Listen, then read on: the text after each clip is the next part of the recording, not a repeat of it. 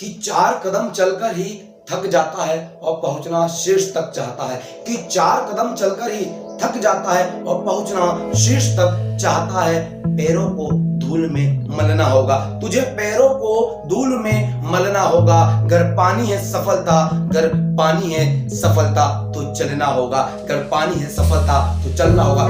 तो दोस्तों, मैं Jayesh Bhavsar, founder and trainer Bhavsar computer institute, लेकर आ गया हूं आपके लिए सफलता मोटिवेशनल का एक नया दमदार वीडियो, जिसे देखने के बाद बिना लक्ष्य के, बिना विजन के आपका जीवन कुछ नहीं है, ये आपको एहसास हो जाएगा। दोस्तों, इस वीडियो को देखने के बाद आप संकल्पित हो जाओगे, आप प्रण ले लोगे अपने लक्ष्य को बनाने के लिए। जी हाँ दोस्तों, लक्ष्य को बनाने के लिए, संकल्पित होने के लिए, अपने जीवन में सफल होने के लिए इस वीडियो को लाइक करना ना भूले, अपने दोस्तों का शेयर करना ना भूले। चैनल पर नए आए हो, अब तक चैनल सब्सक्राइब नहीं किया तो कर दीजिए। चलिए दोस्तों, वीडियो को शुरू करते हैं। आज मैं बात करने वाला हूं सफलता की, ना केवल सफलता की बल्कि उसके प्रयासों की भी, कि कैसे सफलता प्राप्त की जाए। मैं आज आपसे, जी हाँ, मैं आपसे पूछना चाहता हूं कि अगर आपके जीवन में विजन नहीं है तो आप कहां जा रहे हैं? अगर आपके पास एक अच्छा लक्ष्य नहीं है तो आप अपने जीवन में कहां जा रहे हैं? दोस्तों कहते हैं, जी हाँ दोस्तों, कहते हैं कि जब आप कहीं से शुरू नहीं करते, जब तक आप कहीं से शुरू नहीं करते, आप कहीं पर नहीं पहुंचते। तो कहीं पर पहुंचने के लिए कहीं से शुरू करना जरूरी है, और आज के इस वीडियो में हम यही से शुरू करने वाले हैं। दोस्तों, मुझे आज भी याद है 2017 में वो 2 बच्चों से शुरू हुआ मेरा सफर। आज लगभग 6.5 लाख व्यूज और हजारों बच्चों को कंप्यूटर साक्षर बनाना शायद बिना लक्ष्य के असंभव होता, शायद बिना लक्ष्य के संभव नहीं हो पाता। दोस्तों, जब मैं बच्चों से कहता था उस समय 2017 में कि देखना हमारा एक बड़ा सा क्लासरूम होगा, देखना हमारा एक बड़ा सा क्लासरूम होगा, एक पूरी की पूरी कुर्सियां लाइन से लगी होगी, एक साइड बहुत सारे कंप्यूटर्स होंगे, तब उस समय शायद उन बच्चों को भी ये मनोरंजक सा लगता होगा। लेकिन कहते हैं कि विश्वास, लेकिन कहते हैं कि हर काम की शुरुआत विश्वास से होती है। जब आप खुद पर विश्वास करना शुरू कर देते हो तो आपके सारे काम शुरू होना शुरू हो जाते हैं। दोस्तों, विश्वास विकास का आधार होता है, और शायद इसीलिए मैंने अपना विजन स्पष्ट रखा और आज मैं इस मुकाम पर हूँ। दोस्तों, अगर मैं इस मुकाम पर पहुंच सकता हूँ तो आप क्यों नहीं पहुंच सकते? बहुत आसान है, करना केवल एक काम है, स्वयं पर विश्वास करना है और स्वयं का ही विकास करना है। मैंने क्या कहा, दोबारा से सुनिए ध्यान से, कि स्वयं का विकास करना है और स्वयं पर विश्वास करना है।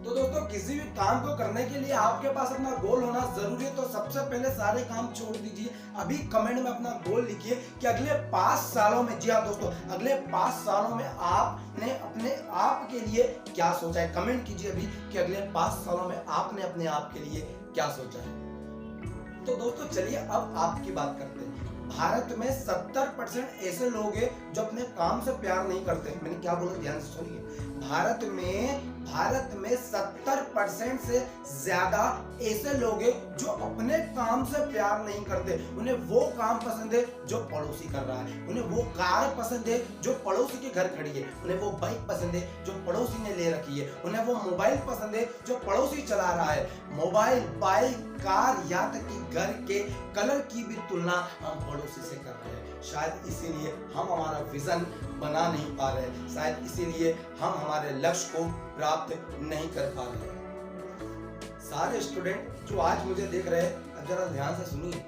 स्टूडेंट जो सारे मुझे देख रहे हैं ना, वो सारे ध्यान से सुनिए। आज भी भारत में 79% ऐसे स्टूडेंट है जो अपने एजुकेशन को, जो अपनी किताबों को पसंद नहीं करते। मैंने क्या कहा, दोबारा कह रहा हूं, ध्यान से सुनिए कि 79% आज भी भारत में ऐसे स्टूडेंट है जो अपनी किताबों को, मोटी वाली किताबों को पसंद नहीं करते, अपने एजुकेशन को पसंद नहीं करते। देखिए, बहुत सिंपल सा कॉन्सेप्ट बता रहा हूं मैं आपको।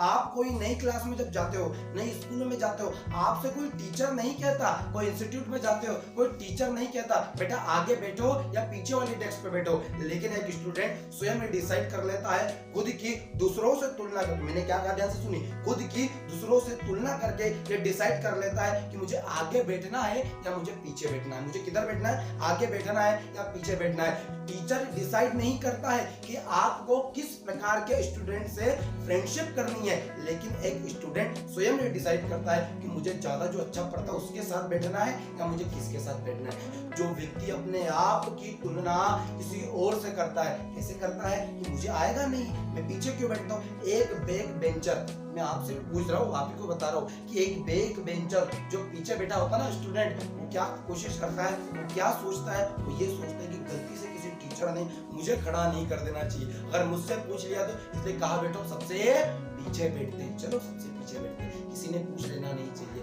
है ना। तो इसी प्रकार से हम हमारी मानसिकता को धीरे धीरे क्या करते हैं, क्रिएट करते जाते हैं। और ये मानसिकता धीरे धीरे हमें अंदर ही अंदर कमजोर कर रही है। क्या कर रही है, धीरे धीरे अंदर ही अंदर हमें कमजोर कर रही है। और जो हमने कभी कभार जो हमारे छोटे मोटे अपने लक्ष्य बनाते हैं, शॉर्ट टर्म गोल कहते हैं, हमारे शॉर्ट टर्म गोल को भी धीरे धीरे अंदर ही अंदर खत्म करती जाती है। और एक समय आता है जब हम कहीं पर भी नहीं पहुंचते। वैसे कमेंट कीजिए कि आप स्टूडेंट लाइफ में आगे या पीछे, आगे या पीछे। अभी कमेंट कीजिए कि आप स्टूडेंट लाइफ में जब थे तो आप स्कूल्स में कहाँ बैठा करते थे, आगे या पीछे। आज मैं आपसे जानना चाहता हूँ, मैं आज आपसे जानना चाहता हूँ कि आपको रोक कौन रहा है, कौन रोक रहा है आपको। क्या आपके पास पर्याप्त पैसा नहीं है, इस वजह से आप रुके हो? क्या आपके पास एनर्जी नहीं है, इस वजह से आप रुके हो? क्या आपके पास समय नहीं है, इस वजह से आप रुके हो? मेरे हिसाब से यहाँ पर आप रुके हो, उसके जिम्मेदार केवल और केवल एक ही व्यक्ति है और वो है स्वयं आप। दोस्तों, आपको बहाने अच्छे लगते हैं। जी हाँ दोस्तों, आपको, मुझे, हम सबको एक ही चीज है जो अच्छी लगती है, वो है बहाने।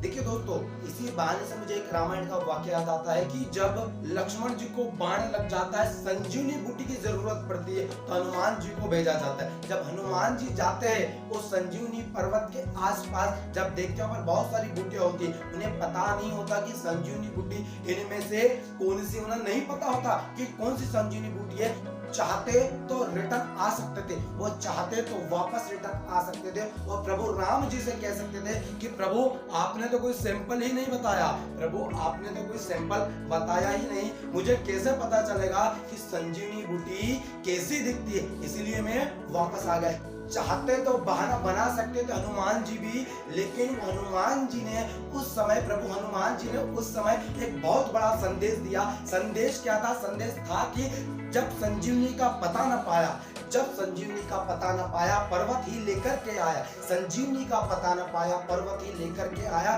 काल ने पहुंचाया धाम, पतित पावन सीताराम, पतित पावन सीताराम। तो दोस्तों, हमें इस कहानी से, इस शॉर्ट स्टोरी से ये सीखने को मिलता है कि जब एक व्यक्ति बहाने बनाना शुरू करता है, उसके पास ऐसे अनगिनत बहाने होते हैं उस काम को ना करने के, लेकिन जब एक व्यक्ति बहाने बताना बंद कर देता है, बहाने बनाना कम कर देता है, तब उसके पास केवल एक रास्ता होता है, केवल एक कारण होता है उस काम को करने का। तो हमें बहाने बनाना बिल्कुल भी बंद कर देना है।